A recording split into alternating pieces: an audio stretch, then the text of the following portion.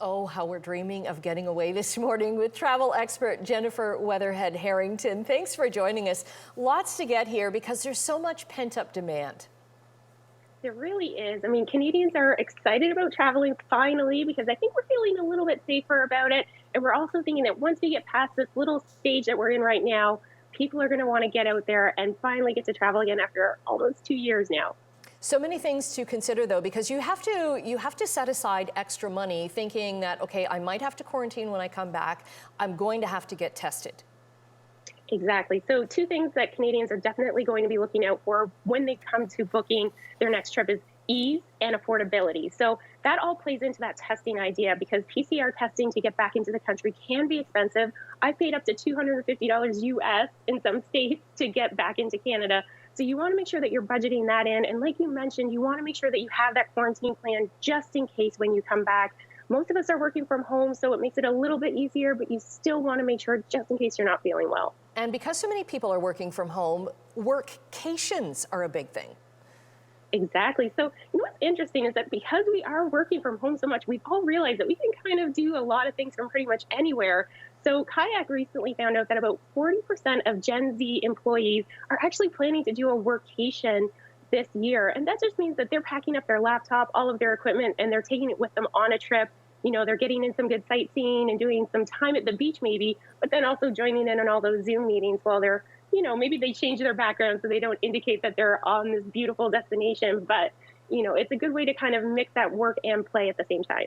And what are some of the big destinations that Canadians are looking at this year? So again, focusing on ease, we're looking at places like Cuba. It's an amazing country that Canadians obviously love getting to, but they have a really great testing program. So they have doctors and nurses on site at every hotel and PCR testing available for you at the hotel, and it's $30 US. So you kind of have your cocktail or be by the beach, do your test, and then go back to the beach. Really, really easy. Another really great place is Switzerland. Canadians love going to Europe, and Switzerland has had a great protocol when it comes to COVID testing and making sure that everyone feels safe. So what you need to do is upload your proof of vaccination to their app before you travel. And, then you don't have to worry about showing that too many times when you're around because it's already on your phone. And that's a really great spot. And then another spot in Europe, I would say, is Portugal. So it's affordable. They have great testing programs. They have one of the highest vaccination rates in all of Europe. So that makes people feel a little bit more at ease about visiting a country when it has a high vaccination rate and low case numbers. So these are all kind of things that kind of play into what Canadians are looking to book in the next year. And what about travel across Canada?